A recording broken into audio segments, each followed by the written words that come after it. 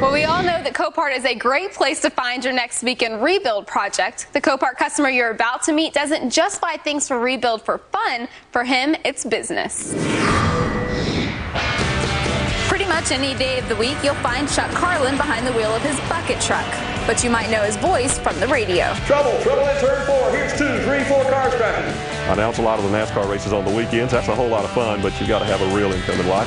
And for Chuck, the real income comes from his sign and lighting business. I spend most of my time servicing signs and lights for major companies through the Carolinas and Georgia. Chuck has run his own business for about 10 years, so he knows how much it can cost. You look at a nice bucket truck now, it's $100,000 to buy these. $100K? That's a chunk of change.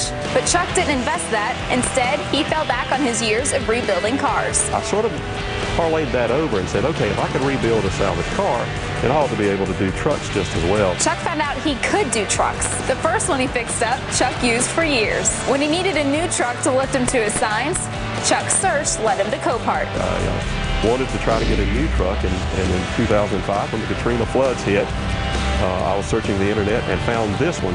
I'd been a customer on Copart for years before that, and I saw this one on there, and it only had 582 miles when it was submerged, completely underwater. Chuck said the truck was covered in at least an inch of mud, but after cleaning that out and rebuilding the transmission, the truck was ready to roll and lift. I'm very proud of the work I've got into it, and for those that know me and know what I do, they really take pride in seeing what I'm going to build next. Chuck's put 92,000 miles on that truck in just the past 3 years. With all that work, Chuck deserves to play, and ahead on Sold in Seconds, we'll show you one of his favorite cars to play with.